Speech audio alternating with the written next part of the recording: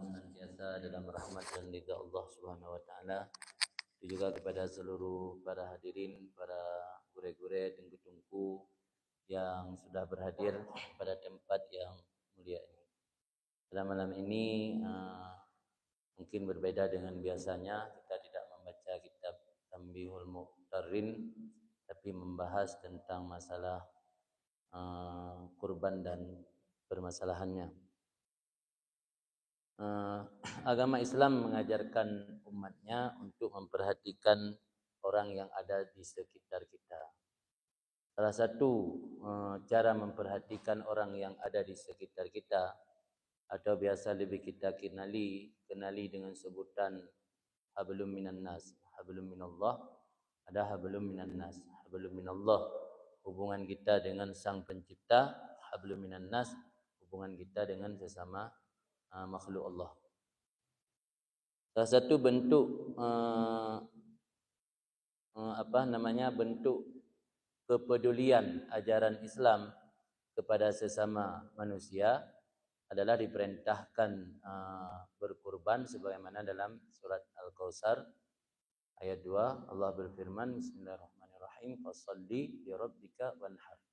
Di fasholli maka salatlah, tunailah salat. Maksud salat di situ salat hari raya Idul Adha. Wanhar, dan berkurbanlah. Wanhar itu tidak ada ulama yang menafsirkan makna selain daripada berkurban. Baik dalam kitab tafsir Ibnu Katsir, tafsir Jalalain pun tafsir yang lain, semua ditafsir makna wanhar, berkurbanlah. Nah, dari situ dapat kita pahami bahwa Allah bukan hanya memerintah kita untuk menjaga hubungan kita dengan Allah sebagai Sang Pencipta, tetapi Allah juga memerintahkan kita untuk menjaga hubungan sesama manusia. Innamal mu'minuna ikhwah fa aslihu baina akhawaykum. Orang-orang beriman itu adalah ikhwah, memiliki hubungan persaudaraan. Kemudian al-mu'min lil mu'min kal bunyan yashuddu ba'dahu ba'dha, sebagaimana sabda Nabi dalam sebuah riwayat. Kemudian ada juga hadis yang menunjukkan perintah untuk ada rasa peduli kepada tetangga. Nah, itu hadis yang sudah beberapa kesempatan pernah kami sampaikan, itu membata su'banan wajaruhu ja'i'un bijambihi wa huwa ya'lamu man amana bi ma amana bi membata su'banan sya'bun kenyang bahasa Arab sya'bun atau syab'un lah. Ma amana bi membata sub'anan wajaruhu ja'i'un bijambihi wa huwa ya'lamu bihi. Artinya tidak beriman denganku, kata Nabi, orang yang tidur malam dalam keadaan kenyang sementara tetangga di sampingnya dalam keadaan lapar dan dia tahu bahwa tetangganya dalam keadaan lapar. Itu beberapa hadis dan ayat di antara sekian banyak yang menunjukkan begitu penting rasa peduli kita kepada sesama manusia. Maka kurban adalah salah satu wujud daripada kepedulian sosial kita kepada sesama hamba, terutama untuk fakir miskin. Di mana pada hari raya tersebut, hari Aid, hari di mana orang-orang berbahagia, bersenang-senang, berkumpul dengan sanak keluarga, tapi ada sebahagian saudara kita yang tidak merasakan kebahagiaan tersebut.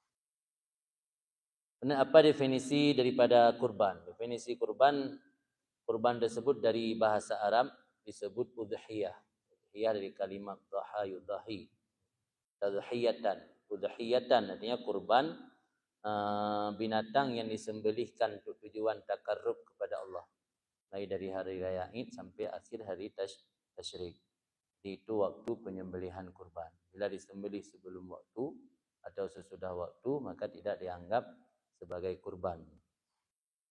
Tujuan takarrub ilallah untuk membedakan antara kurban dengan sembelihan yang dilakukan oleh orang-orang jahiliyah untuk mendekatkan diri kepada berhala. Ini kurban juga namanya, tapi mendekatkan diri kepada berhala, bukan mendekatkan diri kepada Allah.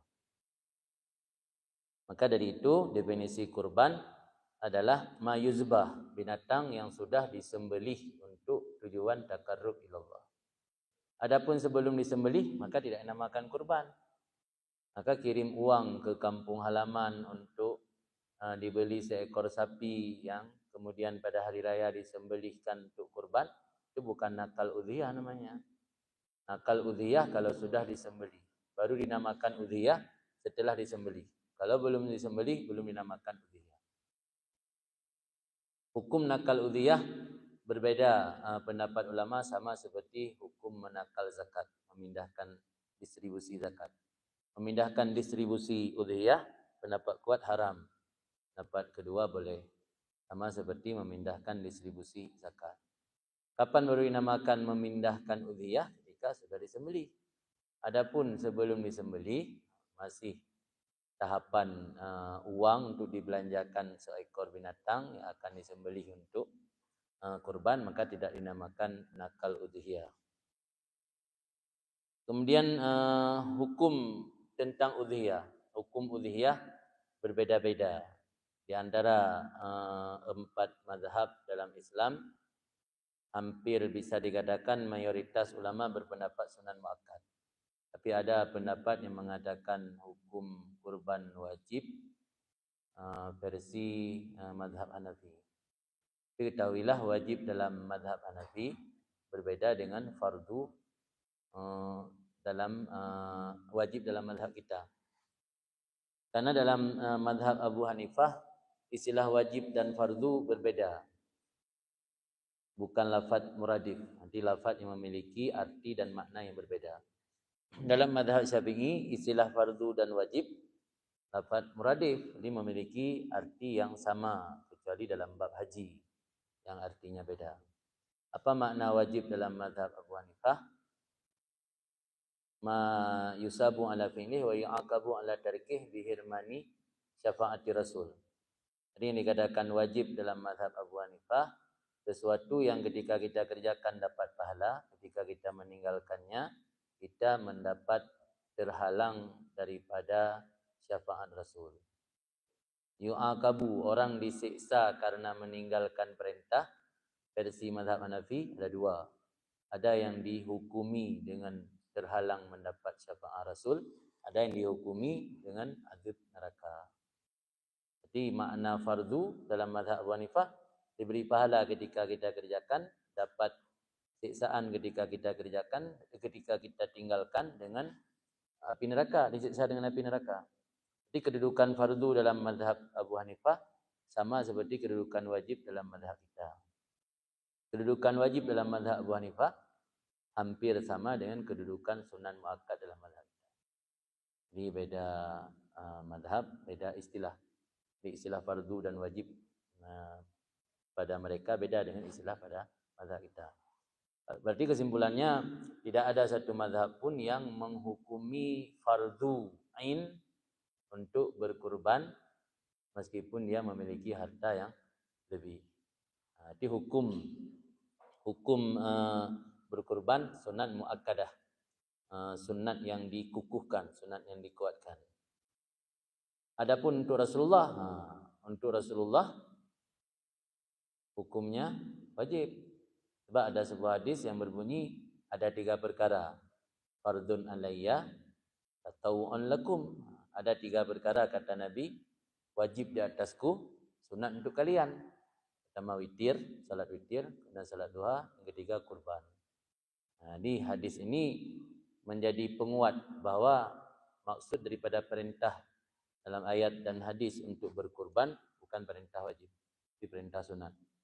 Dalilnya Rasulullah beliau bersabda dalam riwayat yang lain bahwa 3 perkara yang wajib atas beliau tapi sunat untuk umat. Antara lain salat witir setelah salat isya, sunat untuk umat, wajib untuk beliau. Salat duha sunat untuk umat, wajib untuk beliau. Kemudian kurban wajib untuk beliau, sunat untuk umat. Kemudian sunat terbagi 2, ada sunat kifayah atau kifai, ada sunat ainiyah. Sunat kifayah dalam arti menyembelih kurban tersebut disunatkan secara kifayah kepada setiap keluarga. Dengan makna ketika ada salah satu anggota keluarga yang berkurban, maka gugur sunat kifayahnya untuk keluarga yang lain. Misalnya tahun ini ada ayah yang berkurban, maka seluruh anggota keluarga gugur daripada tuntutan sunat berkurban. Atau tahun depan istri yang berkurban, maka seluruh anggota keluarga, suami dan anak gugur daripada tuntutan sunat kifayah berkurban. Tahun depan lagi ada anak yang paling tua berkurban, maka ayah dan ibu dan juga adik-adik gugur daripada tuntutan sunat kifayah untuk berkurban. Ada contoh lain sunat kifayah seperti membaca bismillah saat kita makan bersama. Kita datang ke satu rumah dapat undangan, tidak mesti semua yang hadir 20 orang semua membaca bismillah, cukup satu orang saja. Satu orang saja, ketua rombongan atau Pak Besi, Tungku Imum baca bismillah, yang besar tapi suaranya. Bismillah, yang lain langsung tancap gas. Itu sudah gugur tuntutan sunat membaca bismillah. Jadi sunat sama seperti fardu, ada fardu kifayah, ada fardu ain. Sunat demikian juga ada sunat kifayah, ada sunat ainiyah. Jadi fardu kifayah kewajiban yang dituntut dalam agama secara kolektif, secara berjamaah, secara rame-rame. Sunat kifayah begitu juga. Jadi ketika ada salah seorang yang mengerjakan, yang lain semua gugur daripada tuntutan sunat tersebut. Pahala bagaimana? Apakah dapat semua anggota keluarga? Ini terjadi ikhtilaf lagi di perbedaan ulama. Sebagian besar ulama mengatakan dapat pahala untuk orang yang berkurban saja. Adapun yang lain gugur dosa. Sama seperti di kampung kita ada satu orang meninggal. Kebetulan kumpul 5 atau 10 orang mentajhidkan jenazah tersebut. Apakah seluruh desa dapat pahala? Tidak, yang dapat pahala tajhid hanya untuk orang yang bekerja mentajhidkan jenazah.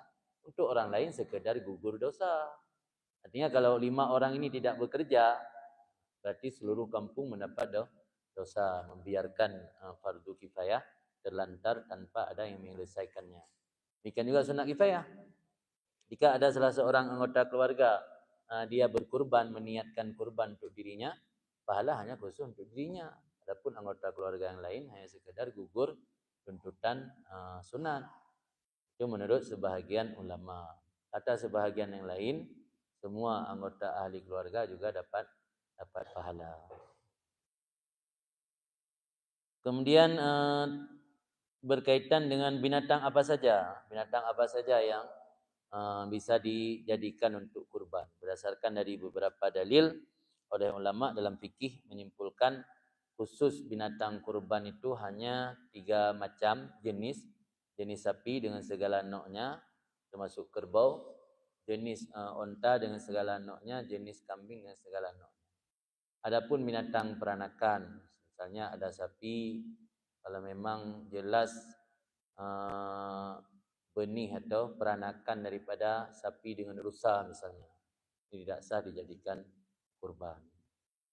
Kemarin ada terjadi perbedaan pandangan sebagian ulama tentang sapi Bali.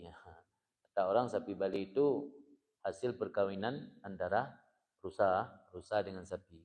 Kalau memang betul hasil perkawinan antara rusa dengan sapi, maka tidak sah dijadikan kurban. Jadi harus mutlak benar-benar berdasar dari induk sapi. Walau beda jenisnya, misalnya kerbau ataupun hewan-hewan sapi yang ada di daerah. Ada sapi kampung, ada sapi apa lagi namanya? Sapi yang memang diternak khusus. Sama seperti ayam potong. Ada ayam kampung, ada ayam potong. Jadi hanya binatang-binatang tertentu saja yang membolehkan kurban. Ada sebagian ulama mengatakan boleh kurban dengan ayam. Ini ulama mazhab, ulama fikih berpandangan itu pendapat dari Ibnu Abbas. Beliau salah seorang sahabat Rasulullah, di mana setiap sahabat ini memiliki kemampuan untuk berijtihad karena kepakaran mereka dalam ilmu yang mereka kuasai, dan mereka juga menguasai sumber-sumber hukum secara lengkap, maka mereka punya kepakaran untuk berijtihad langsung. Sementara dalam agama kita sudah diatur oleh para ulama, pendapat sahabat karena tidak terkodifikasi maka tidak boleh diamalkan. Masuk kodifikasi tidak dibukukan. Sekarang di antara pendapat-pendapat mazhab yang masih lestari sampai hari ini, tersusun rapi, hanya 4 mazhab. Hanafi, Maliki, Syafi'i dan Hambali. Adapun mazhab yang lain yang pernah muncul dalam sejarah Islam, sebahagian besar telah ingkirat. Ingkirat bahasa lain daripada punah. Artinya makna punah di sini tidak ada murid dari ulama yang mendirikan mazhab tersebut yang melanjutkan fatwa-fatwa beliau, dan tidak ada kitab-kitab resmi yang bisa kita jadikan pegangan. Itu alasan kenapa ulama tidak membenarkan kita mengikuti mazhab-mazhab di luar mazhab yang keempat. Sebenarnya banyak mazhab, malah sampai 12 mazhab pernah berkembang. Mazhab Auza'i, mazhab Sufyan Suri. Dalam Ihya saja ada disebut mazhab Sufyan Suri. Karena ketika Imam Ghazali masih berkembang mazhab Sufyan Suri.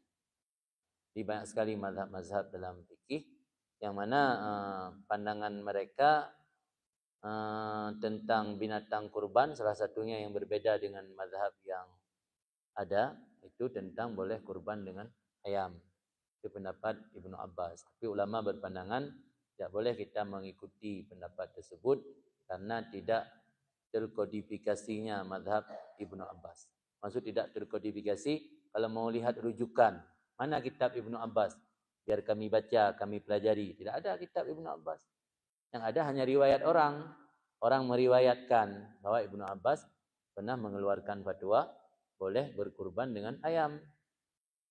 Tapi kalau pendapat Imam Syafi'i ada kitab beliau. Kemudian ada ulama murid beliau yang mensyarahkan, menjelaskan tentang maksud beliau dalam kitab tersebut. Ada ulama lain lagi yang mensyarahkan panjang lebar dari kitab-kitab beliau. Ketika kita tidak pahami kitab beliau yang tulis langsung, boleh kita baca kitab turunannya, kitab murid-murid beliau. Tapi kalau Ibnu Abbas, jangankan membaca kitab murid-murid Ibnu Abbas, kitab beliau saja tidak ada. Hanya tinggal riwayat-riwayat. Riwayat kata orang. Kata orang itu tidak bisa dipegang. Kata orang. Ada riwayat mengatakan Ibnu Abbas boleh berkurban dengan ayam. Maka kalau begitu kesimpulannya, binatang yang dijadikan untuk kurban hanya terbatas pada 3 jenis. Jenis kambing termasuk kibas, jenis sapi termasuk kerbau, dan jenis unta. Waktu untuk menyembelih kurban. Waktu untuk menyembelih kurban dimulai dari fajar setelah berlalunya kadar 2 rakaat salat hari raya dan 2 khutbah singkat. Artinya masuk waktu penyembelihan kurban dengan terbit matahari dan lewat kadar untuk pelaksanaan salat. Ini apa maknanya? Tandanya di kampung tersebut kompak tidak melaksanakan salat hari raya Idul Adha, berarti baru boleh menyembelih kurban setelah lewat kadar waktu di mana cukup untuk pelaksanaan salat dan khutbah. Berapa menit? Taruhlah contoh misalnya 15 menit. Setelah matahari terbit lewat 15 menit baru boleh menyembelih kurban. Jadi salat hari raya bukan syarat untuk masuk waktu sembelih kurban. Yang syarat untuk masuk waktu sembelih kurban, terbit matahari hari raya dan berlalu satu waktu yang dalam waktu tersebut cukup untuk pelaksanaan salat hari raya dan 2 khutbah singkat. Kapan berakhir? Terbenam matahari tanggal 13 Zulhijjah atau hari tasyrik ketiga. Di luar waktu tersebut, maka kurban menjadi sedekah biasa. Dalam usul fikih ada kaidah idza batalal khusus baqiyal umum. Apabila batallah yang khusus, bisa kekallah yang umum. Sedekah umum, yang khusus uluhiyah, akikah yang khusus. Sedekah umum, kaoi khusus. Sedekah umum, kurban khusus. Sedekah umum, akikah khusus. Ketika batal yang khusus, tersisa yang umum. Ketika tidak jadi udhiyah, maka binatang tersebut hanya jadi untuk sedekah biasa. Itu maksud idza batalal khusus baqiyal umum. Dalam Minhaj, Imam Nawawi menyebutkan sunat terhadap orang yang ingin menyembelih hewan kurban tidak mencukur bulu dan memotong kukunya hingga telah menyembelih kurbannya. Larangan ini bukan berarti haram, tapi tingkatan makruh. Orang yang melakukan dan melanggarnya berarti makruh, tidak sampai kepada haram. Kapan mulai? Ketika ada niat untuk berkurban. Misalnya niat berkurban tanggal 5 Zulhijjah. Dari tanggal 5 Zulhijjah sampai dia menyembelih binatang. Niat berkurban dari hari ini karena belum masuk waktu bulan Zulhijjah, maka tidak berlaku. Misalnya dari hari ini tanggal 13 Zulqa'dah kita sudah punya niat untuk berkurban. Apakah dilarang memotong kuku? Makruh. Mencukur bulu ataupun memangkas rambut? Jawabannya karena belum masuk hilal Zulhijjah, maka belum berlaku larangannya. Dalam hadis sahih riwayat Imam Muslim, "Idza ra'aitum hilala Dzulhijjah wa arada ahadukum ayyudhahi falyumsik an sya'rihi wa adfari." Ini dua kait di sini, dua syarat. Pertama, idza ra'aitum hilala Dzulhijjah. Kamu telah melihat bulan Dzulhijjah. Artinya sudah masuk tanggal 1 Dzulhijjah. Wa arada ahadukum, dan kait yang kedua, ada niat salah seorang kalian untuk berkurban, baru berlaku falyumsik an sya'rih wa adfari. Ada sebagian masyarakat menganggap seolah-olah larangan ini wajib. Sehingga begitu sudah masuk bulan Dzulhijjah, dia tidak mau lagi menggunting kukunya, dibiarkan kukunya memanjang, tidak mau lagi mencukur, menggunting kumis, merapikan jenggot karena alasan dia mau berkurban.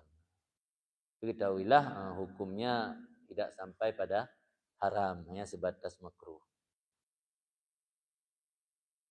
Kemudian hal-hal yang sunat dilakukan saat berkurban. Ini penjelasan mukadimah saja. Nanti kita perdalam ketika sesi tanya jawab. Jadi hal-hal yang sunat dilakukan saat berkurban supaya hewan tersebut disembelih sendiri. Ini pertama, hal yang disunatkan supaya hewan tersebut dilakukan penyembelihan sendiri jika mampu.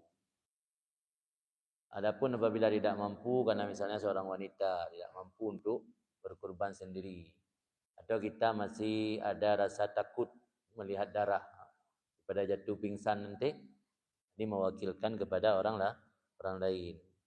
Walaupun orang yang berkurban tersebut belum balik, sebagaimana yang dilakukan oleh Rasulullah SAW.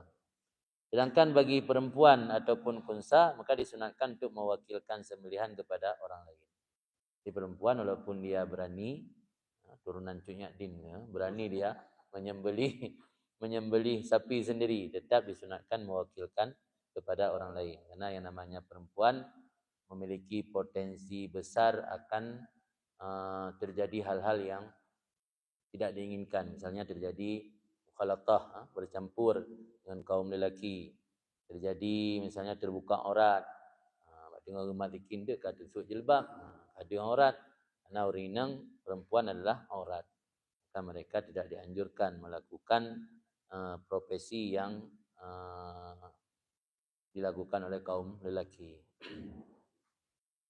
Kemudian hal-hal yang disunatkan lainnya supaya orang berkurban tidak menghilangkan bulu. Ini sebagaimana sudah dijelaskan di atas. Hikmatnya, lupa saya sampaikan tadi, hikmatnya supaya pengampunan dosa dari Allah dan dibebaskan daripada api neraka mencakup kepada seluruh anggota tubuhnya, termasuk kuku, rambut yang tidak dipotong tadi. Kemudian disunatkan dalam 7 ekor kambing untuk 7 orang adalah lebih baik daripada seekor unta atau sapi yang juga berkongsi untuk 7 orang.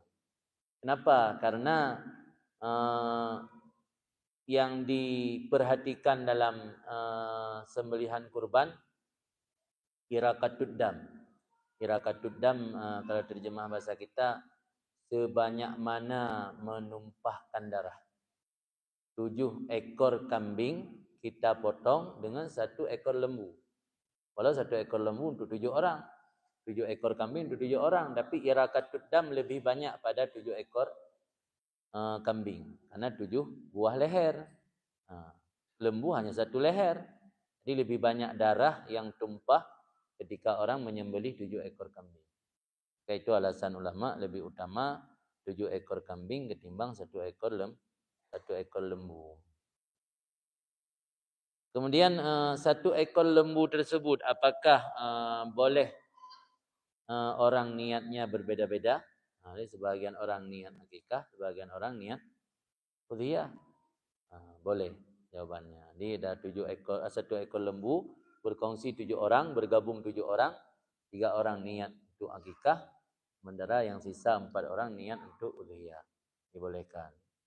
1 ekor kambing apakah boleh untuk niat udhiyah dan juga sekaligus akikah? Ini berbeda pandangan ulama. Pendapat Ibnu Hajar tidak sah dua-duanya. Orang yang meniatkan kambing untuk kurban dan akikah sekaligus, dua-duanya tidak sah. Pendapat Ibnu Hajar. Pendapat Imam Ramli, dua-duanya sah. Ini bertolak belakang. Imam Ramli memang beliau lebih populer pendapat beliau di Mesir, karena memang beliau berdomisili terakhir di Mesir. Beda dengan Ibnu Hajar. Ibnu Hajar domisili terakhir sampai wafat di Makkah. Pendapat beliau lebih ihtiyat, lebih berhati-hati. Tapi banyak juga dalam fikih pendapat beliau yang dikritisi oleh banyak ulama. Jadi dalam persoalan kurban, menggabungkan niat kurban dan akikah sekaligus, kalau Ibnu Hajar dua-duanya tidak sah, tapi Imam Ramli dua-duanya sah. Jadi bagi kita yang tidak memiliki harta banyak, boleh mengamalkan pendapat Imam Ramli supaya hasil dua-duanya. Akikah juga dapat, udhiyah juga dapat. Kemudian tentang hukum memakan daging kurban. Daging kurban yang kurban sunat, masuk dalam kategori sunat, itu dibagi 3. Sebahagian untuk tasadduq, untuk bersedekah kepada fakir. Sebahagian untuk hadiah.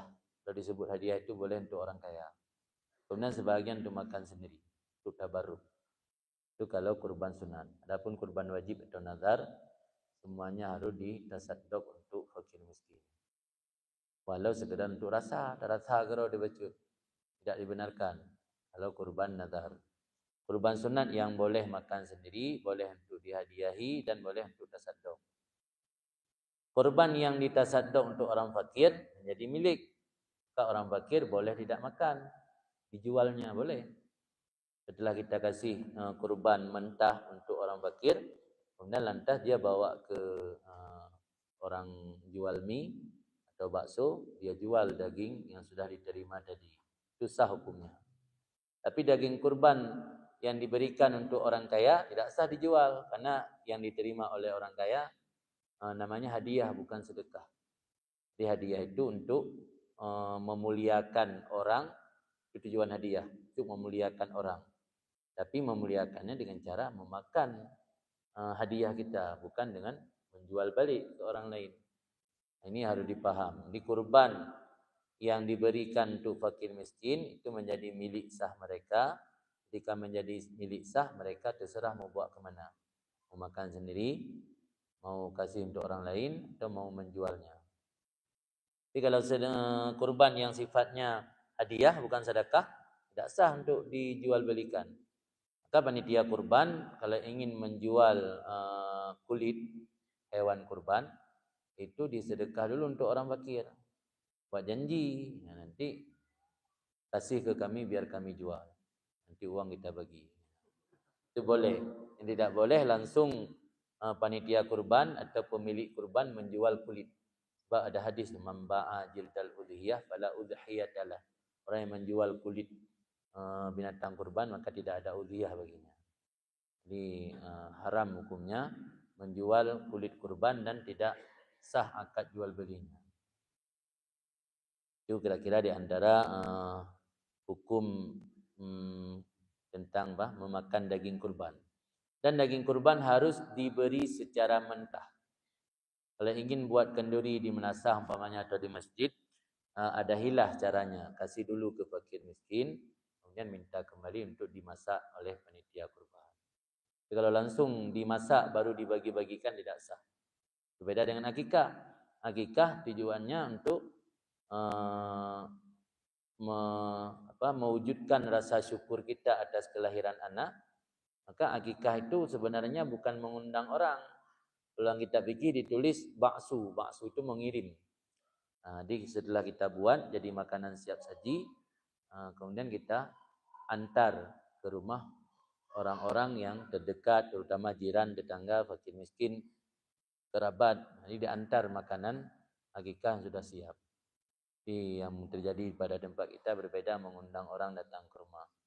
Sehingga orang karena enggak punya duit untuk bawa sedekah atau kado, akhirnya enggak berani datang, malu.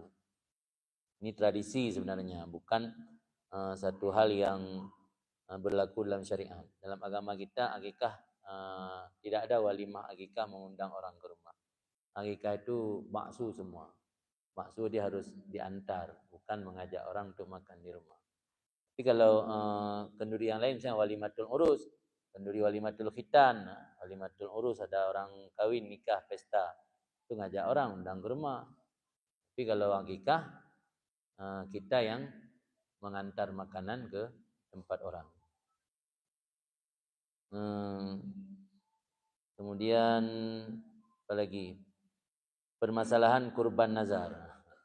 Ini permasalahan kurban nazar bukan persoalan yang baru. Sebenarnya dalam fikih sudah lama sekali pembahasan tersebut dan sering terulang-ulang dalam pengajian-pengajian ketika menjelang hari raya Idul Adha. Ketahuilah pertama, untuk wajib sebuah binatang kurban ada yang namanya wajib bin nazar, ada yang namanya wajib bil ja'li. Mana wajib bin nazar? Karena ada lafaz nazar. Salah satu rukun nazar sigat lafaz. Kalau lafaz tidak terucap maka tidak sah nazar. Nazar dalam hati bukan nazar. Itu namanya azam, rencana.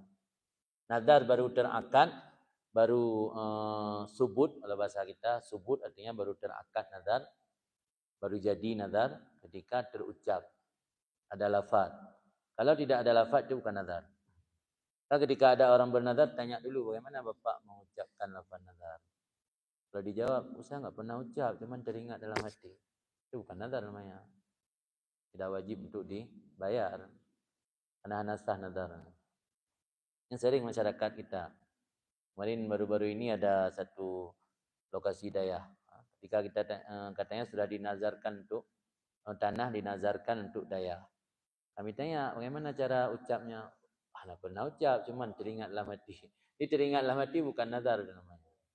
Itu masih sebatas azam, rencana. Kan biasa orang kita teringat ini kalau lancar usaha, lancar urusan, nanti akan buat kenduri untuk anak yatim. Tapi hanya sebatas terbesit dalam hati, azam, tapi tidak sampai mengucapkannya. Itu tidak ada rukun nazar. Salah satu rukun nazar sigat, harus ada lafaz. Kalau tidak ada lafaz bukan nazar. Ketika seseorang bernazar lazim di atas saya atau lazim di atasku berkurban dengan satu kambing, ini baru dinamakan nazar. Ketika dia tidak menentukan kambing, ini nazarnya nazar dalam dhimma. Ketika dia menentukan kambing, berarti nazarnya nazar padain atau muayyan. Nah, ditentukan kambingnya. Karena dia ada kambing di rumah, lazim atasku menjadikan kambing ini untuk kurban. Atau lazim atasku berkurban dengan kambing ini. Nah, itu namanya nazar yang muayyan. Artinya yang menjadi binatang yang dinazarkan sudah pasti, sudah tertentu. Tapi kalau dia tidak menentukan kambing, itu namanya nazar dalam dhimma. Andainya hilang kambing yang ada di kandangnya, dia wajib membeli lain. Itu resikonya nazar fi dhimmah. Tapi kalau nazar yang sudah ditakyin, ditentukan binatangnya, seandainya kambingnya hilang atau banjir di bawah air, maka dia tidak wajib membayar dan membeli yang lain. Boleh beralasan saya sudah ingin menyembelihnya, tapi Allah sudah dulu mencabut nyawanya. Itu dari Tuhan. Tapi kalau nazar dalam dhimmah, dapat dari Tuhan. Nazar dalam timah kita wajib mencari lain. Nah, kita tidak mentakyin,kan menentukan kambing yang mana yang kita nazarkan. Jadi kalau sudah kita tentukan kambing yang ini akan saya korbankan nanti di hari raya Idul Adha. Ternyata kemalingan, dicuri orang, maka kita tidak wajib memberi lain. Kemudian ada satu lagi wajib bil ja'li. Ini yang jadi masalah. Jadi masalah. Wajib bil ja'li, misalnya contoh dalam kitab fikih, ketika kita membawa kambing bawa pulang dari pasar ke rumah, ada orang tanya, Pak Haji mau ada acara apa tuh? Bawa pulang kambing. Apa mau sunat? Ada kenduri sunat anak, cucu. Adapun ada kenduri syukuran. Oh bukan, ini mau saya jadikan untuk kurban nanti. Mau saya sembelih untuk kurban. Sudah wajib. Wajib bil ja'li karena tidak ada lafaz nazar. Wajib bil ja'li. Tapi ada sebagian ulama termasuk dalam Hasyiah kitab Syarwani Alat Tufah, ada ulama yang berpendapat kalau maksud orang yang berkata tadi untuk ikhbar, mana ikhbar untuk memberitahu ke orang, maka tidak wajib. Tapi kalau dia tidak bermaksud untuk ikhbar, maka wajib. Jadi sekarang tanya kembali pada Pak Haji tadi. Apa maksud Pak Haji berkata kambing ini untuk korban hari raya nanti? Maksud saya untuk kasih tahu kepada si penanya. Karena dia yang tanya, untuk apa Pak Haji kambing, apa mau buat syukuran, mau berangkat haji, ada kenduri, atau ada samadiyah di rumah, untuk apa? Karena dia sudah tanya, maka saya bagi tahu, saya kasih tahu untuk kurban. Itu tidak wajib, pendapat sebagian ulama.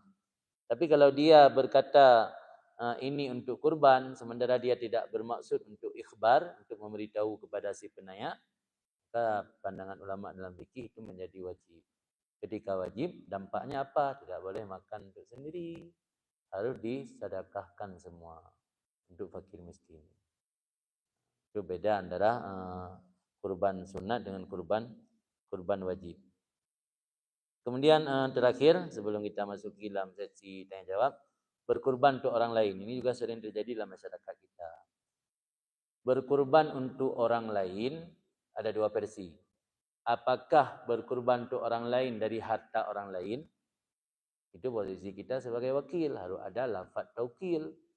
Apakah berkurban untuk orang lain dari harta kita? Ada dua macam. Orang menyebutnya berkurban untuk orang lain.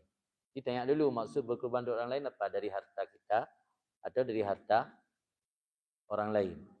Kalau dari harta kita, itu namanya melakukan ibadat untuk orang lain, harus ada izin. Kalau orang sudah meninggal disebut wasiat. Izin wasiat itu beda nama saja. Hakikatnya kan izin. Misalnya seorang yang punya harta atau punya anak yang masih kecil, dia pesan sama teman.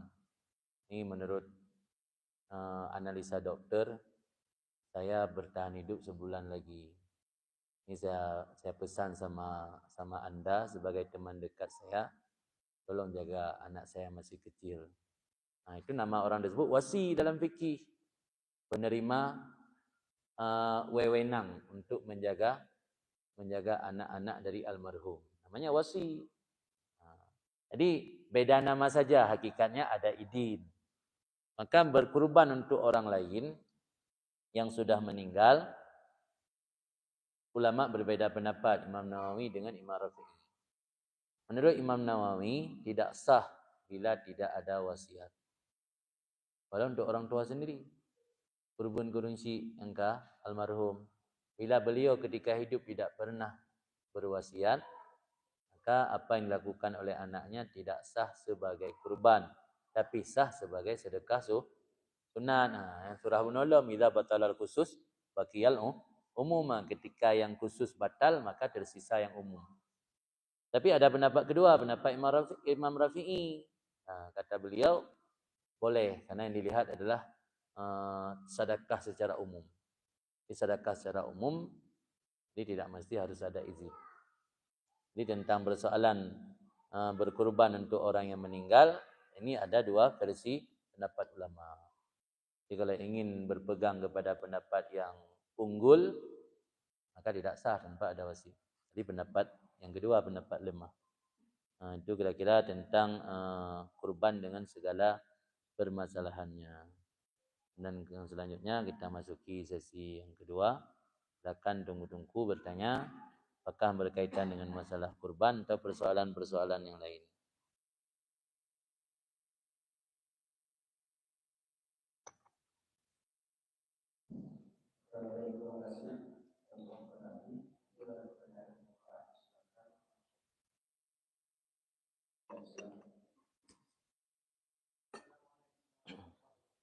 Waalaikumsalam.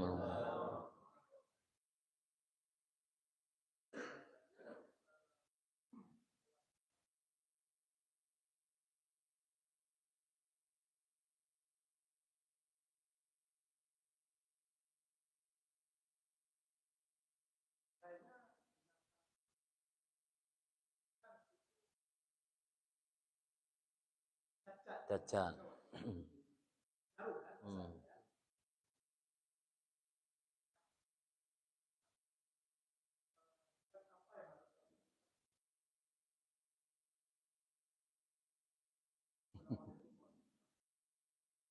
Waalaikumsalam. Itu memang persoalan terjadi kecelakaan di luar prediksi.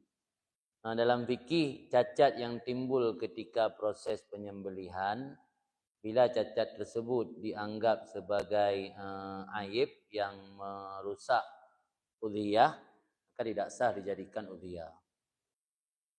Termasuk hewan yang sudah ditakyin, itu yang aneh lagi hukum. Hewan yang sudah ditakyin wajib disembelih tapi tidak jatuh sebagai udhiyah. Kenapa wajib disembelih? Karena kita sudah menentukannya. Lazim di atasku menyembelih ini kambing dalam tahun ini. Ternyata ketika proses menangkap kambing tersebut yang mungkin karena stres, lari, dia ketakutan, akhirnya patah kaki. Jika patah kaki, kambing tersebut tidak sah sebagai kurban, tapi sembelih juga wajib. Karena kita sudah bernazar tadi untuk menyembelihkan di hari raya tahun ini.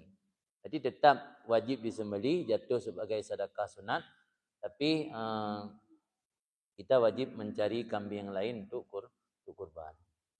Itu memang resiko.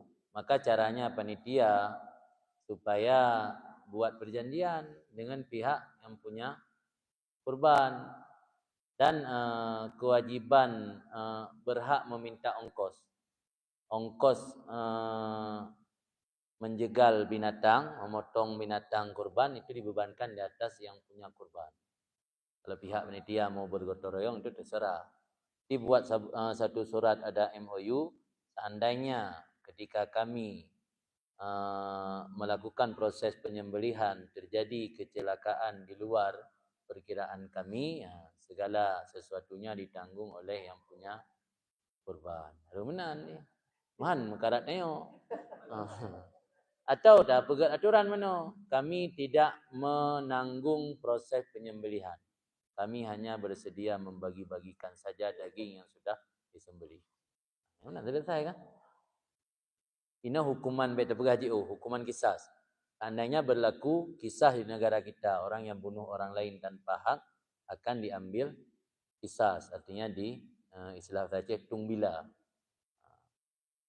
Itu kewajiban membayar biaya pemotongan leher atas siapa? Atas orang yang wajib kisas.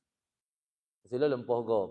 Tiba-tiba karena berlaku aturan Islam dalam negara tanya oleh hakim telah menangkap saya dan akan dieksekusi mati karena untuk sebagai bentuk hukuman membunuh orang.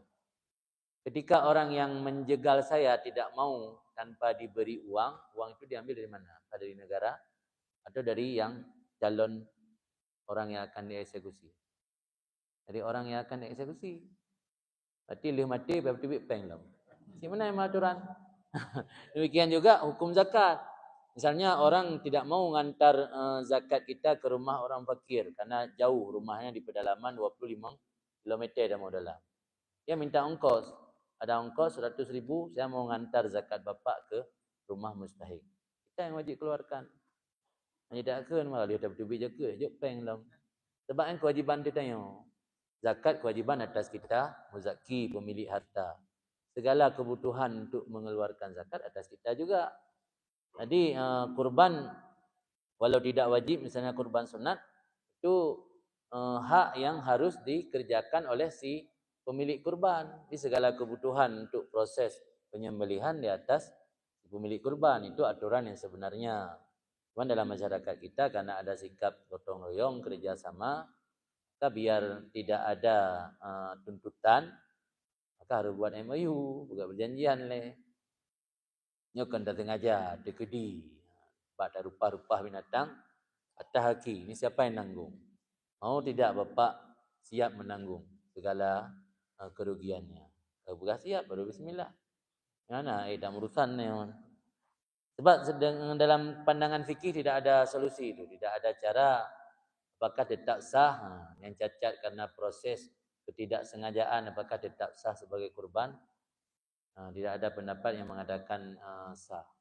Semua berpendapat bila cacat ketika proses kurban, proses penyembelihan, tetap dianggap itu cacat yang mengurangi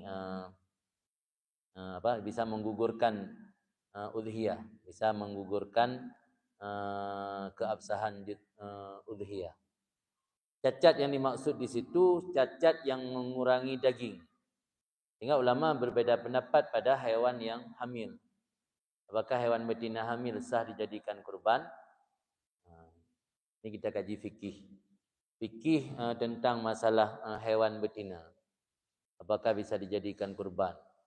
Jawabannya menurut dokter hewan, ahli khibrah. Menurut dokter yang orang-orang yang mengerti tentang hewan atau dokter hewan, binatang ketika dia sedang hamil, apa saja yang dia makan bukan untuk proses berkembang dagingnya, tapi untuk proses makanan janin. Nah, kan? Sama lagi urang minang tu. Urang teh hamil teh minum susu, pajuh makanan bergizi, yang ke bayi. Kira hanya sedikit, tapi yang lain semua untuk nutrisi ke bayi. Di saat binatang betina hamil, makanan dia makan bukan untuk meningkatkan lahmon dagingnya, tapi malah mengurangi dagingnya karena semua nutrisi yang ada dalam makanan tersebut sudah disalurkan untuk janin. Maka ulama berpendapat hamilnya binatang betina itu termasuk perkara yang mengurangi daging binatang tersebut. Maka tidak sah binatang hamil untuk jadikan kurban. Ada ulama dalam mazhab Syafi'i, Abu Makhramah namanya, ulama dari Yaman. Beliau berpendapat sah. Tapi sebagian mayoritas ulama tidak sah. Anehnya dalam bab zakat termasuk paling afdal utama.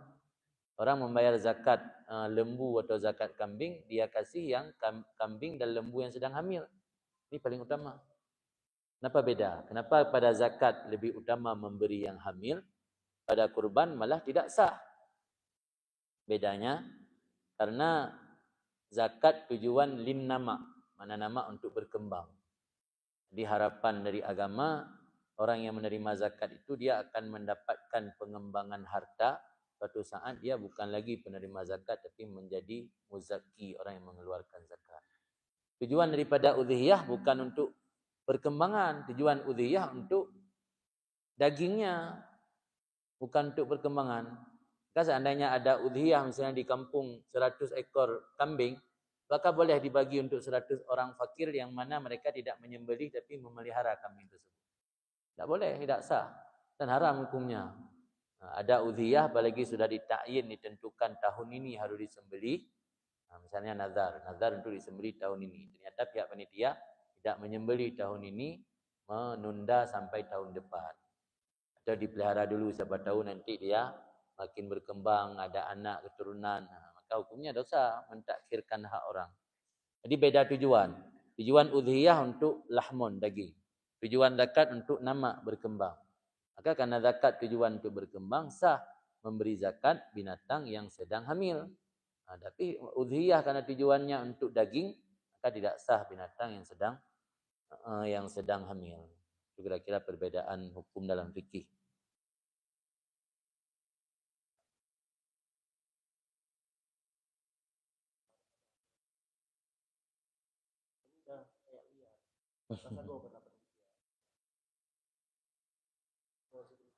Sebenarnya panitia kurban berbeda dengan amil zakat. Kalau amil zakat itu orang yang memang ditugaskan atau di-SK-kan oleh pemerintah. Pemerintah maksudnya bukan mesti upati. Ini orang yang punya wewenang menangani urusan agama. Masuk di situ kuaket, termasuk di situ kesi kalau dalam kanun Aceh. Sebab kanun terbaru Aceh, gesi atau kepala desa punya wewenang mengangkat amil zakat. Itu ada dalam kanun Aceh, boleh dibaca. Jadi kalau kanun sudah mengamanahkan, kanun undang-undang itu semacam wakil rakyat lah. Suara rakyat. Kanun itu kan suara rakyat. Maka yang buat kanun wakil rakyat DPR. Jadi kita jangan menyalahkan mereka ketika membuat kanun. Karena banyak masyarakat kita tidak paham persoalan itu. Atau waktu milih DPR atau legislatif, milih mana yang kasih duit. Bukan memilih orang yang punya kemampuan, nanti dia punya ilmu ketika membuat kanun. Lebih mementingkan kemaslahatan agama, kemaslahatan masyarakat. Karena kanun itu suara rakyat. Jadi ketika dalam sebuah kanun sudah ada aturan gesi atau kepala desa berhak mengangkat amil, maka itu suara rakyat ini berikan sebenarnya untuk gesi atau kepala desa. Berbeda dengan undang-undang versi lama. Kalau dulu sebelum Aceh punya kanun resmi, itu yang berhak mengeluarkan SK untuk amil camat biasanya. Gesi tidak ada wewenang.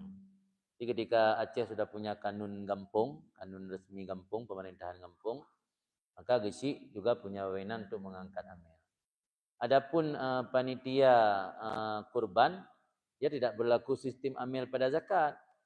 Maka posisi panitia kurban itu wakil dari si muzahi sebenarnya. Wakil dari yang punya kurban. Terserah si yang punya kurban serah ke mana. Dan diserahkan ke panitia yang dibentuk oleh masjid. Jadi itulah wakil mereka. Diserahkan ke misalnya ada beberapa orang preman misalnya. Dia juga mau cari duit di hari raya. Dia siap untuk menampung kurban orang itu dibagikan dan disembelihkan. Kalau pihak pemilik kurban menyerahkan kepada mereka, kalau kita sebut liar, itu tetap sah. Kita sebut liar karena itu bukan di bawah penanganan isi misalnya. Karena ada sebahagian orang yang bebas, yang di sana sering mangkal, nongkrong di dekat danau misalnya. Dia nggak ada urusan sama gisi kampung. Cuman dia bisa berkuasa di situ karena punya tanah misalnya, punya leluhur, punya kakek dia di situ. Maka dia berkuasa di situ, ada beberapa orang teman-teman, dia menerima jasa untuk membantu penyembelihan hewan kurban dan mendistribusikannya. Ternyata pemilik kurban mempercayakan kepada mereka. Secara hukum agama sah. Walaupun dalam bahasa kita anggap liar. Sebab tidak ada amil dalam persoalan kurban. Siapapun yang menjadi penerima limpahan wewenang untuk penyembelihan, itulah wakil daripada si mudahi. Jadi hanya istilah amil ni.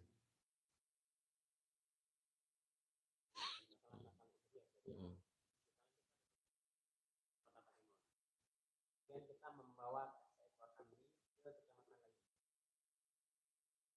Di kecamatan lain tersebut kita sembelih. Itu sudah jadi udhiyah kalau di sini. Dalam kan kita boleh mengambil sepertiga. Kalau kita bawa daging itu,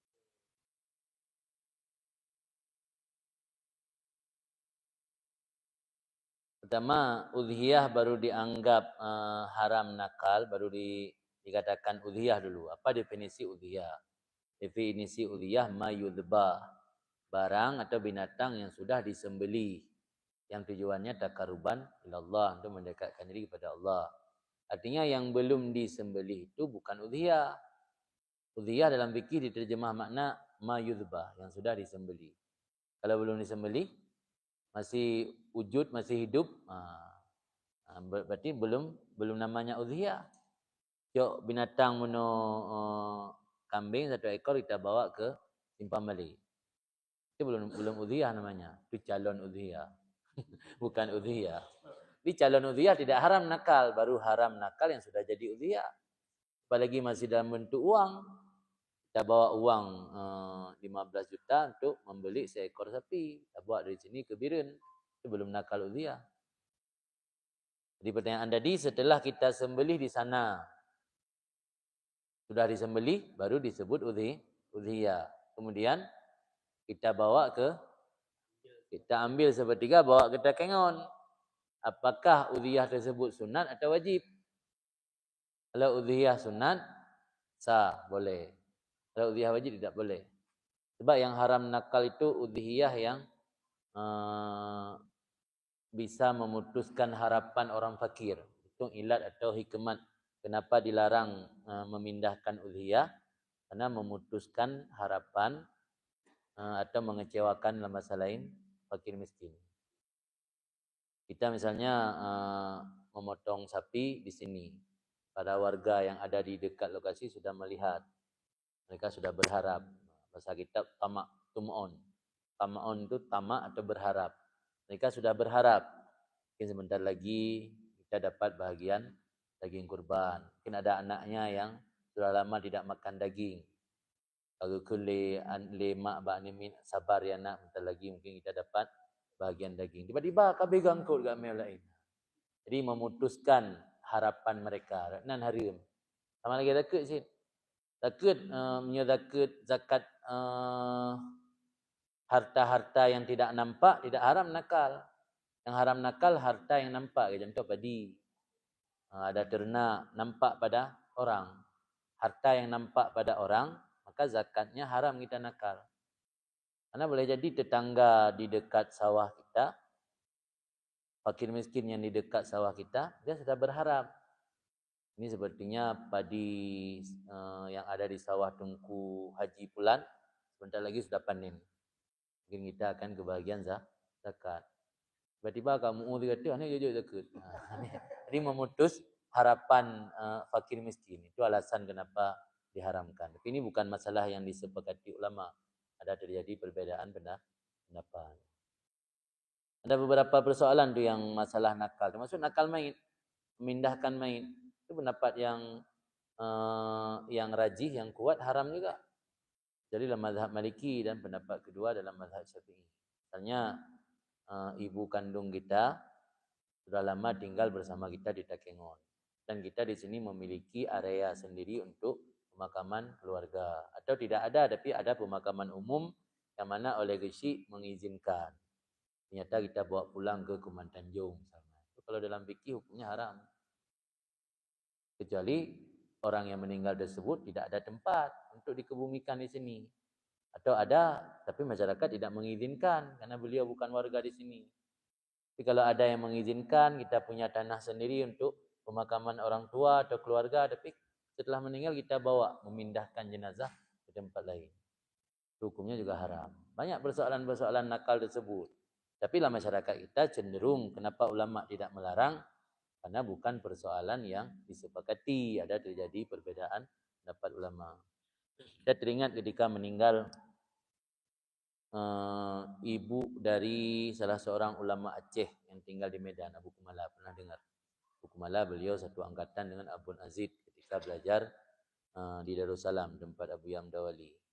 Ketika ummi atau ibu dari Abu Kumala meninggal, Abu Kumala kan kampungnya di Senedun.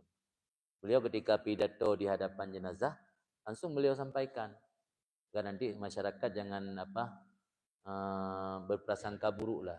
Ini ulama kalau untuk kita masyarakat, fatwa haram ini haram itu, tapi untuk diri sendiri dilakukannya, dilanggar haramnya.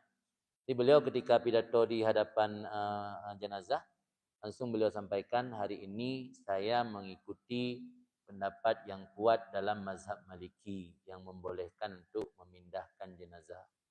Di ibunda saya antar bawa pulang ke kampung halaman. Saya bertaklid mazhab Maliki. Itu jelas. Jangan nanti orang berburuk sangka kan. Ini Abu waktu ngajar katanya haram memindahkan jenazah. Ketika saudara sendiri yang meninggal, dipindahkan ke tempat lain.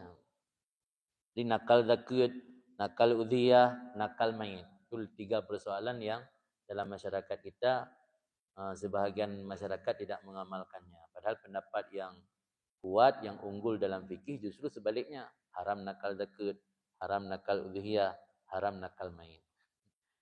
Apakah ulama berdiam diri? Bukan berdiam diri tidak melarang.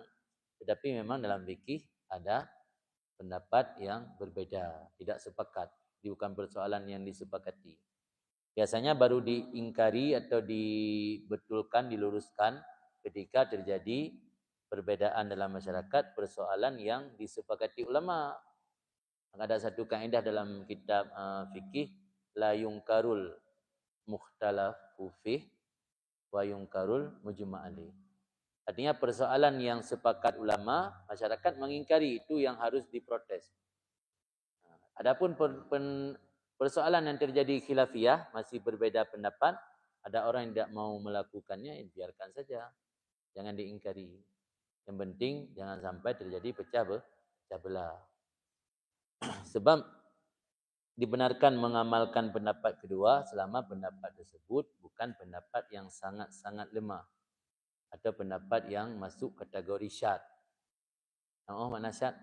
Makna syad pendapat yang asing sekali menyelisihi kebanyakan ulama. Itu pendapat syad. Misalnya ada pendapat Imam Muzani boleh perempuan jadi imam, makmum laki-laki. Ini untuk melihat kevalidan, kesahihan apakah benar pendapat beliau.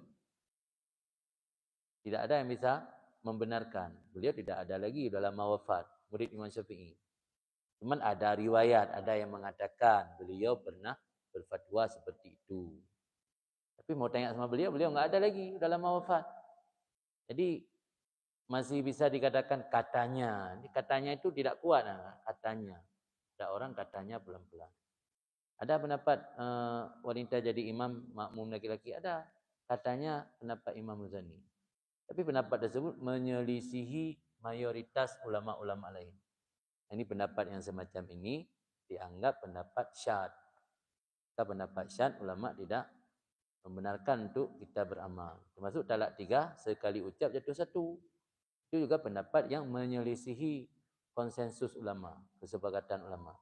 Semua ulama mazhab 4 talak 3 sekali ucap jatuh 3. Tidak ada pendapat yang mengatakan sekali ucap talak 3 jatuh 1, termasuk pendapat Ibn Taimiyah. Pendapat beliau menyelisihi pandangan ulama yang sudah sepakat, yang sudah konsensus atau ijma'. Pendapat yang seperti ini ulama melarang untuk mengamalkannya. Adapun pendapat-pendapat yang tidak syad, mana tidak syad artinya dalam mazhab Syafi'i ada juga ulama yang berpendapat demikian. Dalam mazhab lain malah pendapat kuat lagi. Misalnya contoh seperti nakal mayit tadi. Dalam mazhab Syafi'i terjadi perbedaan pendapat ulama. Ada yang membolehkan, ada yang mengharamkan. Dalam mazhab lain malah pendapat kuat membolehkan. Nah, ini bukan pendapat syad namanya. Jadi pendapat syad itu pendapat yang sangat terasing. Hanya beliau sendiri yang berpendapat. Sementara mayoritas ulama lain tidak pernah berpendapat seperti itu. Itu namanya pendapat syad. Jadi bukan semua pendapat lemah boleh kita berpegang, boleh diamalkan. Jadi ada standarnya, standar mengamalkan pendapat lemah atau pendapat kedua.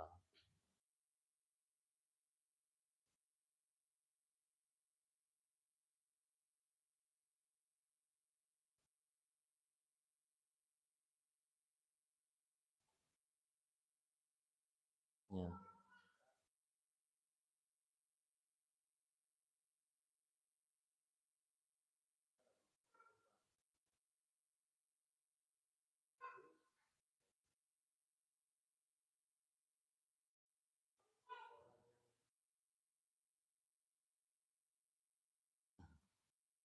Tidak bisa.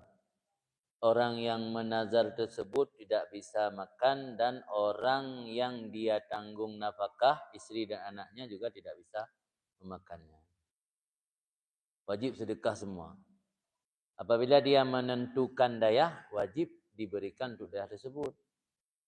Kecuali ada beberapa dua perkara yang tidak wajib dipenuhi sesuai dengan nazar, kecuali bila bernazar pada 3 masjid, yaitu i'tikaf dan salat sunat.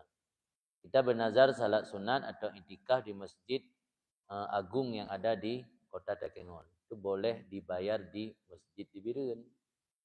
Kita boleh dibayar di Masjid Simpang 3. Karena di dunia ini yang ada perbedaan masjid di sisi Allah hanya 3 masjid. Masjidil Haram, Masjid Nabawi, dan Masjid Al-Aqsa. Yang lain sama semua. Itu kalau nazar dalam bentuk iktikaf dan salat sunat. Karena salat sunat di Masjid Istiqlal, salat sunat di Masjid Agung Takengon, salat sunat di Masjid Putrajaya Kuala Lumpur, salat sunat di Masjid Baitur Rahman Aceh sama pahala, enggak ada beda. Walau masjidnya megah, masjidnya wah, tapi pahalanya tetap sama.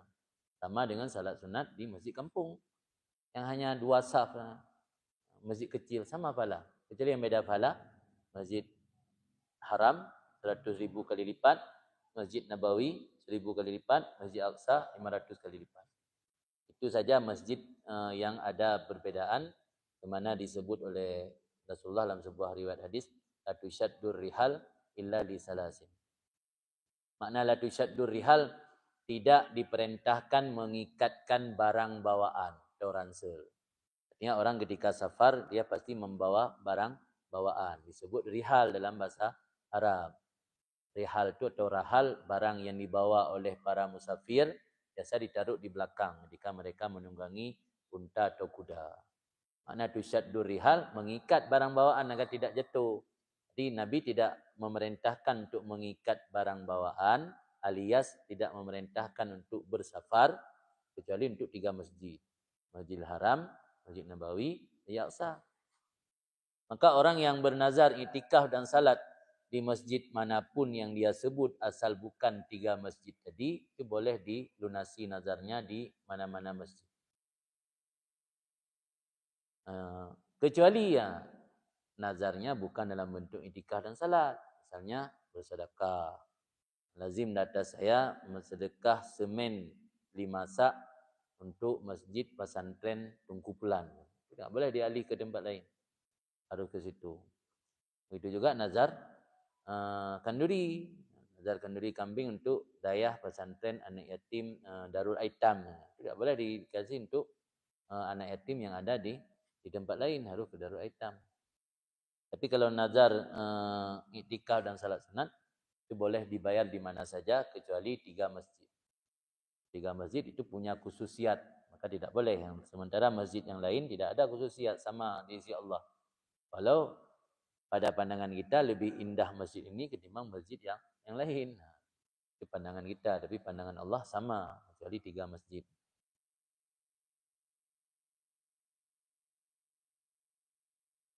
Waalaikumsalam.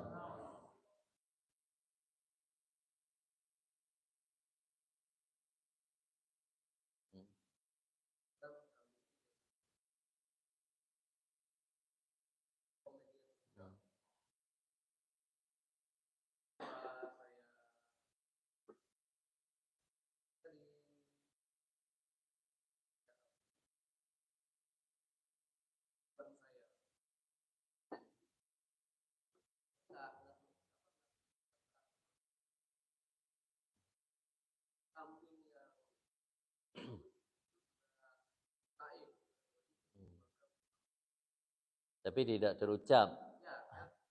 Ketika menulis juga tidak mengucapkannya.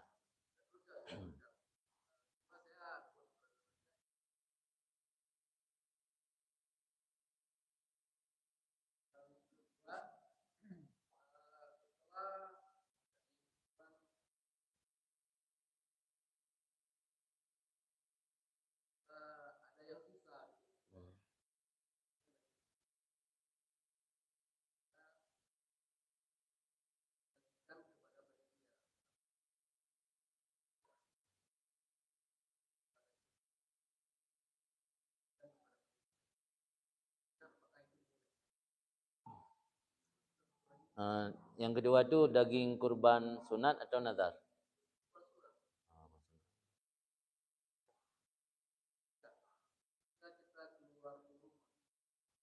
Luar?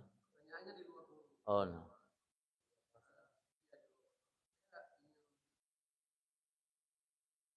Sama dia.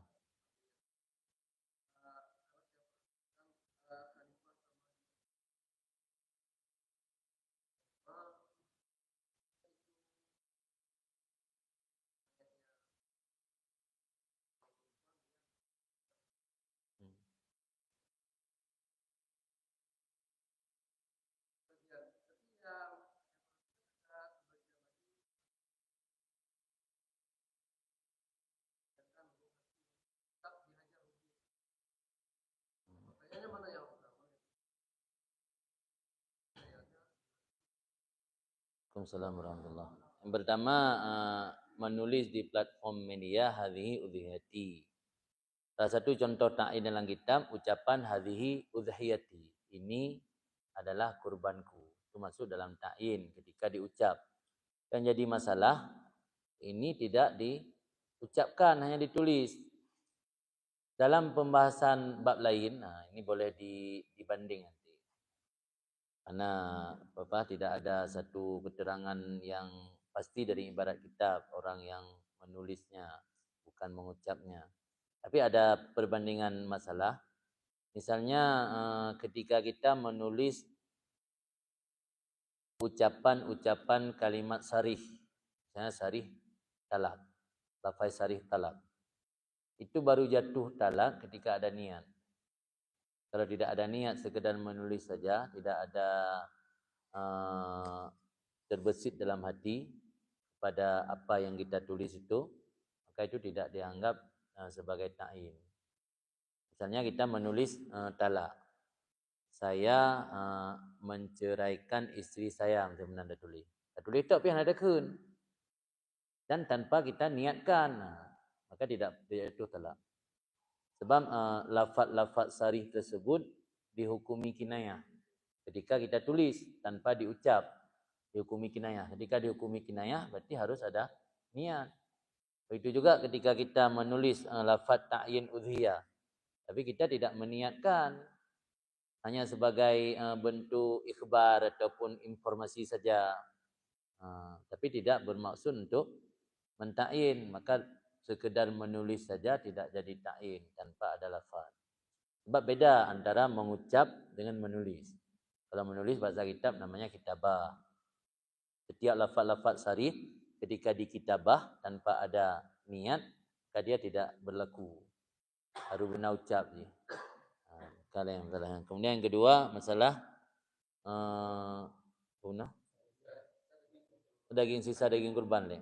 Sisa daging kurban, kedudukan panitia sebagai wakil. Wakil dalam fikih dianggap perpanjangan tangan muwakil. Maka ketika kurban tersebut nazar, sebagaimana muwakil yang punya kurban tidak boleh makan, maka wakil pun tidak boleh. Ketika kurban itu sunat, yang punya kurban boleh makan, maka orang yang mewakilinya juga boleh. Jadi boleh kurban tersebut dibagi-bagikan untuk panitia, tidak mesti untuk yang fakir miskin, karena kurban tersebut statusnya sunat. Tapi kalau kurban wajib, oleh pihak panitia wajib membagikannya untuk fakir miskin. Kecuali ada salah satu anggota panitia kurban masuk dalam kategori fakir dan dia bukan penerima wewenang dari yang punya kurban, itu boleh diberikan untuk dia. Misalnya yang menerima wewenang Pak Gesi. Kebetulan Pak Gesi ini memperkerjakan beberapa anak buahnya, termasuk anak buah beliau si fakir miskin tadi. Pak Gesi mengambil kurban yang nazar tadi diberikan kepada si fakir yang anak buah beliau yang bekerja sebagai panitia kurban, itu dibenarkan. Tapi kalau kurban nazar dibagi-bagi untuk panitia, yang kadang-kadang panitia tersebut ada yang tidak bisa menerima kurban orang kaya. Sebab orang kaya lain hobi itu mesti. Di malam saya kunjung ke Bupati Biriun. Beliau besok walimah kenduri anaknya. Enggak sempat datang besok. Di malam singgah tempat beliau. Beliau salah satu hobi masak. Hobi semusi. Sapi disembelih sendiri dia karena hobi. Jadi ada orang walaupun dia kaya, banyak duit, hobi masak, hobi sembelih sapi. Dia enggak bisa, walau dia udah jadi panitia kurban, karena kurbannya nazar enggak boleh diberikan untuk panitia, apalagi panitia tersebut bukan orang yang fakir miskin. Persoalan sama dia, dalam kitab ada penjelasan tentang boleh menggunakan lafaz tadzkir, lafaz mudzakkar untuk perempuan, tapi kita maksud main. Misalnya Allah maghfir lahu, maksud lahu main lafaz tadzkir. Main kan boleh jadi perempuan, boleh jadi laki-laki. Atau ada doa, misalnya kita baca doa untuk anak. Padahal jelas anak perempuan, tapi kita baca doa Allahumma ja'alhu waladan salihah. Ada orang debat, itu bayinya cewek bukan cowok. Kenapa dengku baca Allahumma ja'alhu bukan baca Allahumma ja'alha? Jawabannya, saya kembalikan dhamir kepada maulud. Maulud yang dilahirkan. Yang dilahirkan itu boleh jadi perempuan, boleh jadi laki-laki. Jadi tidak bermasalah sebenarnya. Yang bermasalah karena tidak tahu. Orang yang sudah tahu tidak jadi masalah. Mau baca ruhi, mau baca ruhati.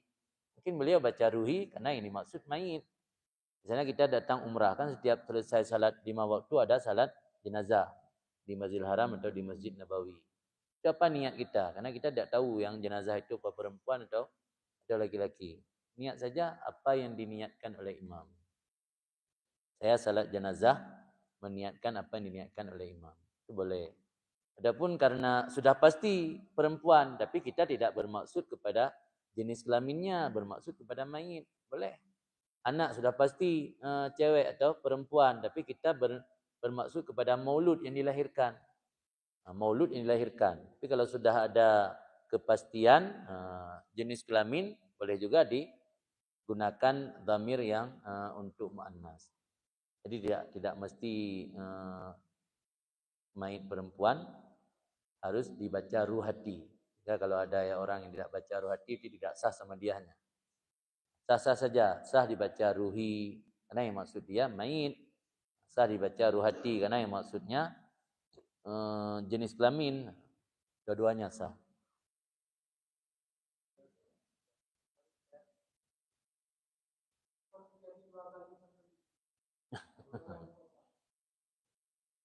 Kalau lepas pisau, benar-benar sudah lepas tapi kalau bergeser misalnya ketika kita angkat ke atas, bergeser sedikit atau terangkat sedikit tidak sampai lepas, itu dibolehkan. Tapi kalau sudah lepas, dianggap potongan yang kedua bukan lagi potongan pertama, ini sudah tidak halal lagi.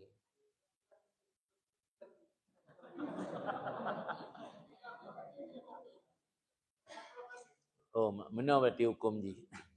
Ketika kambing tersebut berdiri, apakah gerakan dia gerakan karena sudah disembelih atau gerakan punya ikhtiar?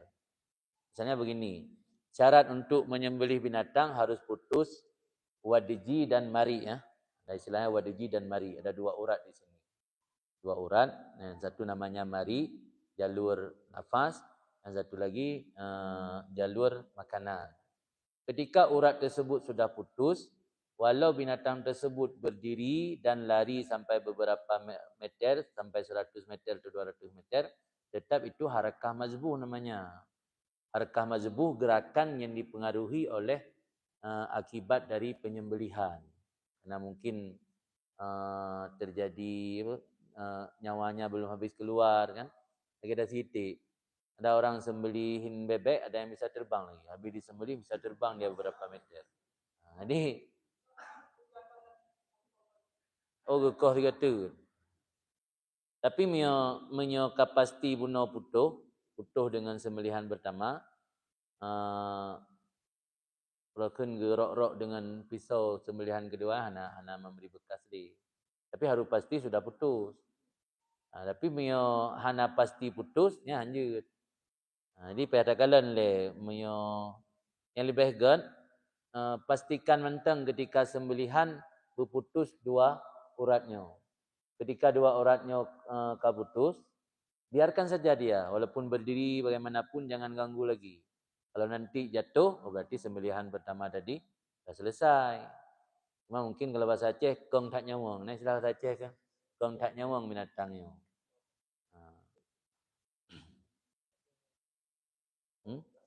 Amnya hanasah sembelih berarti dah anggap bangkai. Yang bergerak mana? Bulu agak dosa dah. Bulu agak muka bakso dosa.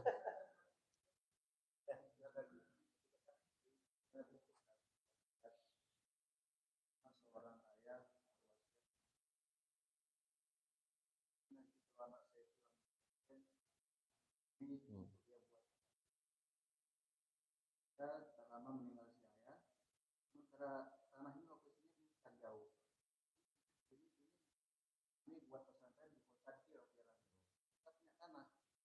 nggak wasiat ini dijual terus ditukar kemarin?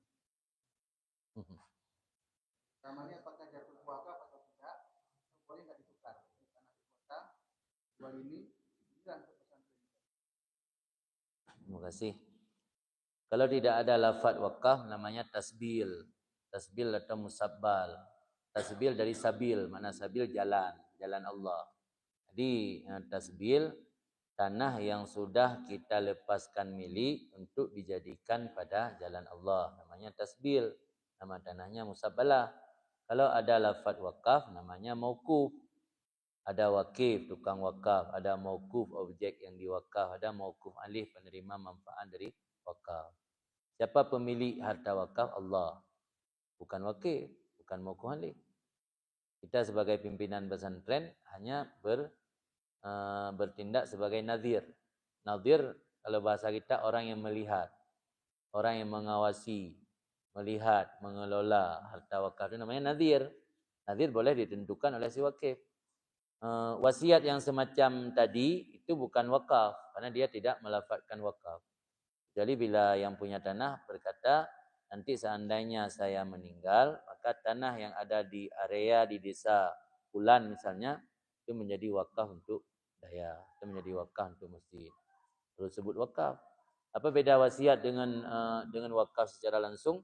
Kalau wasiat harus menunggu meninggal yang punya wasiat. Tidak bisa langsung berubah status. Artinya selama dia belum meninggal, tanah tersebut bisa dia manfaatkan sesuka hati. Kecuali tidak boleh dijual karena tanah tersebut sudah diwasiatkan untuk masjid misalnya. Jadi lun wasit tanah, tandanya saya meninggal maka tanah kebun saya 100 hektar untuk masjid. Nyata umur saya sampai 25 tahun ke depan. Jadi selama 25 tahun ke depan, manfaat dari kebun tersebut tetap milik pribadi saya, bukan milik masjid. Kapan masjid baru boleh mengambil alih? Ketika saya meninggal. Itu pengumuman innalillah langsung berarti beralih hak untuk masjid karena wasiat. Sebab wasiatnya kan tasarrufun mudhafun lima ba'dal maut. Itu definisi wasiat. Ini tindakan yang mudhafun yang hanya dikhususkan untuk sesudah mati. Jadi wakaf seperti tadi itu namanya wasiat seperti tadi, wasiat untuk dijadikan tanah tersebut sebagai musabbal, tapi bukan wakaf. Tapi oleh ahli fikih musabbal tersebut diberi hukum sama seperti wakaf, tidak boleh dijual juga. Jadi masa kapal letan ada alasan untuk dijual apa tadi?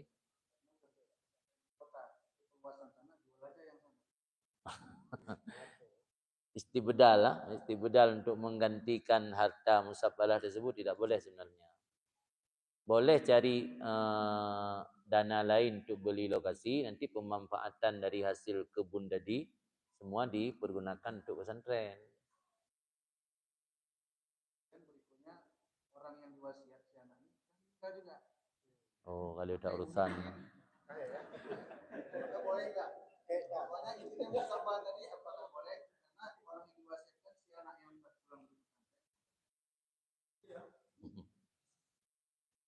Tanah tersebut pertama diwasiatkan untuk si anak di pesantren.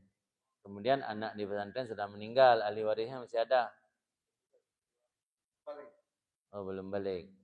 Tapi belum ada, tidak ada ucapan wakaf. Kalau musabbalah dan wakaf tidak bisa diwarisi. Dia tidak bisa diwarisi. Itu pemanfaatannya tetap untuk pesantren. Siapapun nanti yang mengelola. Paling kalau keluarganya belum punya hak atau belum mampu karena masih kecil, itu bisa diambil alih oleh pemerintah. Pemerintah kampung misalnya membentuk panitia untuk mengelola harta terlantar tersebut. Solusinya begitu. Dan wasiat untuk membangun pesantren tanpa diberi dana tidak sah. Itu pemelarat gob, membuat orang lain madarat, tidak dibenarkan agama. Misalnya saya wasiat tanah 5 hektar untuk Gujaka, bangun pesantren gedung 5 lantai dan 1 buah masjid. Sedangkan Gujaka tidak punya harta, saya tidak menitip harta, hanya memberi tanah kosong. Tidak wajib beliau melakukannya. Ini wasiat pemelarat gob kan. Siap pemelarat gob entah. Ya wasit, juk kubah harta kan. Wasit tanah yang kubah harta 4.5 miliar bangun gedung. yang 5 lantai, di 10 lantai biji. Wasit tu.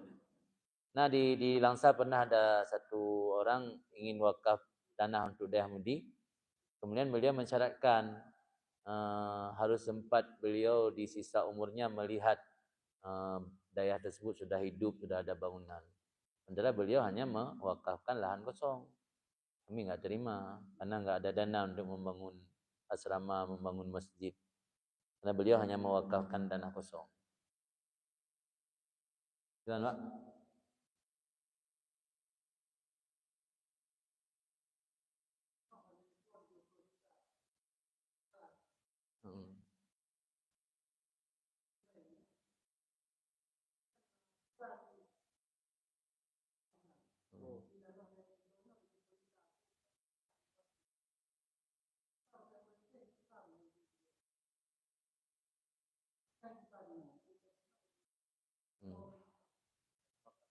Itu kalau unit wakaf belum.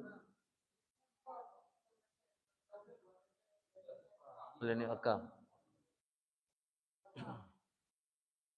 Kalau sudah diniat wakaf untuk persiapan kuburan, tidak boleh diperjualbelikan lagi.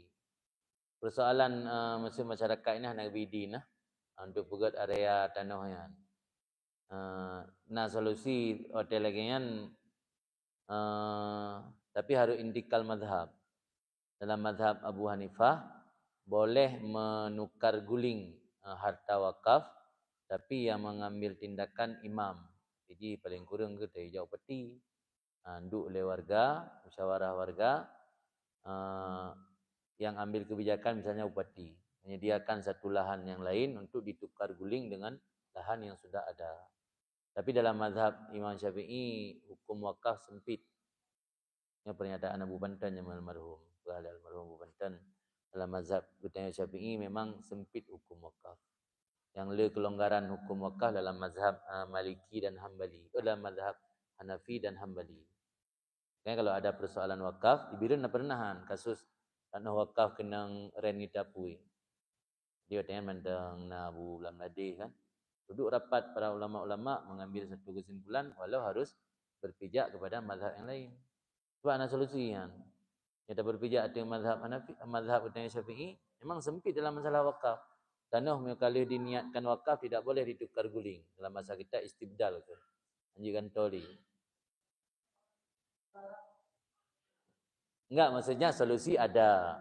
Kalau ingin cari solusi, libatkan pihak pemerintah, bupati misalnya atau camat dan muspika. Kemudian libatkan alim ulama. Nanti biar alim ulama yang mencari jalan keluar. Artinya ada celah untuk menggantikan atau menukar guling tanah yang sudah diniatkan untuk wakaf area pemakaman, tukar guling dengan lokasi lain. Tapi dalam mazhab Hanafi tidak boleh bertindak secara pribadi, harus imam. Jadi yang wewenang imam. Jadi caranya libatkan pihak muspika. Jadi mereka duduk ulama dan muspika dan tokoh masyarakat, tokoh adat cari jalan keluar. Celah ada. Nah celah dalam mazhab Hanafi dan Hambali dibolehkan istibdal mauquf. Tapi harus ada alasan yang kemaslahatan lebih raya. Contoh lagi warga nan dekat ia juga kuburan nan ke hantu macam ni kan. Jadi inti biar imam yang bertindak, dia boleh tindakan secara pribadi.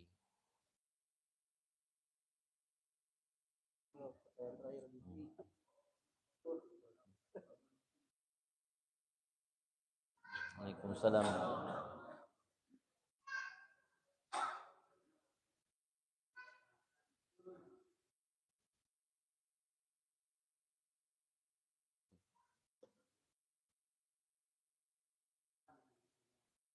Kurban betina.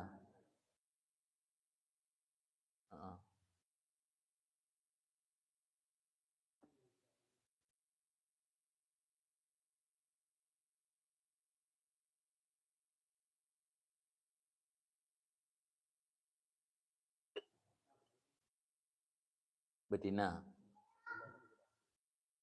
Betina yang tidak hamil boleh kurban. Betina yang hamil tapi barusan melahirkan juga ada pendapat dalam kitab fikih boleh dikurbankan.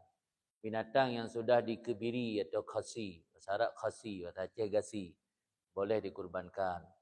Alasannya kenapa binatang yang dikebiri atau gegasi boleh dikurban padahal dua pelirnya sudah hilang?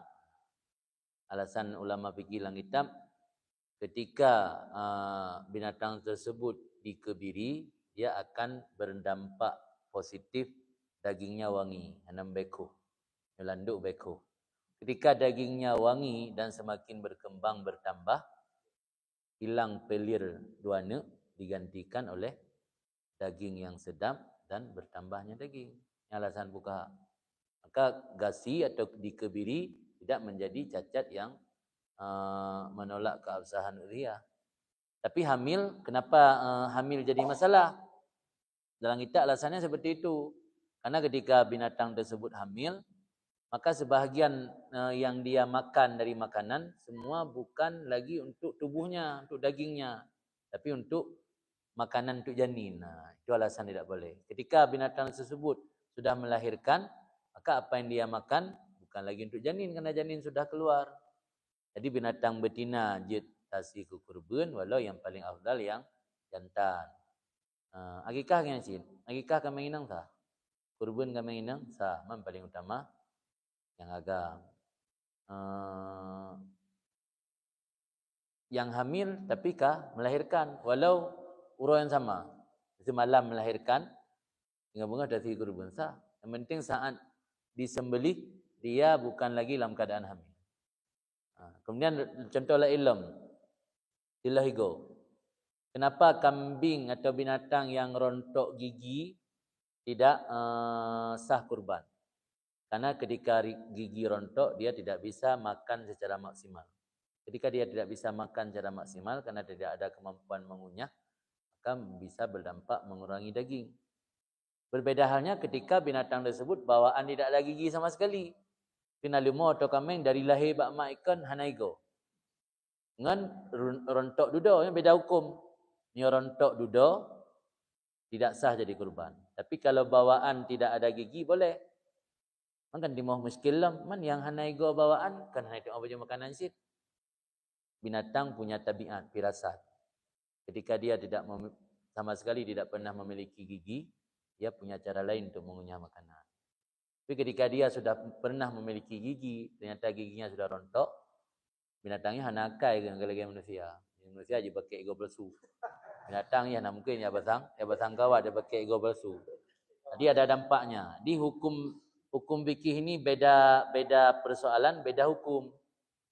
Makanya seperti tadi saya sampaikan, kenapa binatang hamil untuk zakat lebih utama, untuk udhiyah jangankan utama, tidak sah malah. Kenapa binatang yang rontok gigi kemudian tidak sah? Kenapa yang rontok gigi bawaan dari lahir sah? Karena beda-beda dia. Kalau rontok dari bawaan, dia berarti tidak menggantungkan diri pada gigi untuk makan. Tapi kalau rontok kemudian, dia menggantungkan diri pada gigi untuk makan. Dia membedakan. Lemau yang gimana?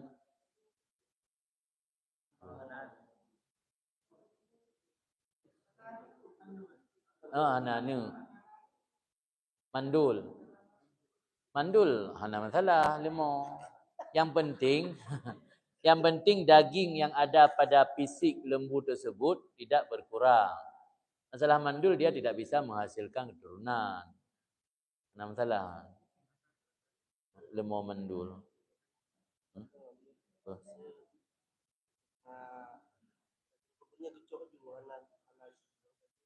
Penerima itu ada dalam kitab. Boleh kurban ketika sudah disembelih, kemudian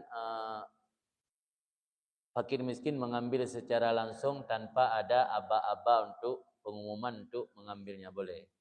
Tapi dengan catatan, kalau kurban nazar yang ambil itu orang yang punya hak untuk ambil, fakir miskin. Sama lagi jaga sih. Misalnya ada contoh dalam kitab, orang kaya dia susah mengeluarkan zakat. Tiba-tiba datang fakir miskin. Dia rampas dari toko tersebut. Tapi yang dia ambil kadar zakat tidak lebih. Itu tidak berdosa. Karena memang hak dia. Jadi zakatnya yang pihak Allah kandanya. Maka kita tidak boleh berbangga ketika memberi zakat. Memang hak orang fakir miskin. Malah kita berdosa menunda-nunda hak mereka. Anjir dia berbangga lah nak longjok jaket nan. Jika ke dia orang bakir Allah nak kamu terima. Ilah ron dengan Allah. Anak kamu terima ron puaji jaket waktu hon nak juk ke. Jadi hanjit dah bangga dengan ini nak ujuk jaket saya mau 10 juta kena ngempungnya. Dak mesti retuh biji. Miliar dia juk jaket. Kandang yang bangga sebenarnya. Orangnya yang harus berbangga. Allah nak kamu terima jaket ron. Ron kagelah dengan Allah. Anak kamu terima merasa hon ni ba jaket. Tapi orangnya ron yang nak gelah dengan Allah. Aturan ni mana tapi dalam masyarakat balik kah? Balik dalam masyarakat malah lebih hormat pemberi zakat, mulia pemberi zakat. Karena cara pembagian zakat kena gigi agama. Dalam agama tidak pernah bertemu pemberi zakat dengan penerima. Inilah fungsi amil. Jadi amil dia mulai dari mengutip, mencatat dia pertama. Dia datangi kebun, dia datangi toko, dia datangi tempat peternakan, dia datangi mana harta-harta yang sudah menjelang kewajiban zakat. Dia catat semua. Kemudian dia sampaikan sama pemilik harta. Anda kewajiban zakat sekian. Kami akan mengambil pada bulan depan. Bulan depan dia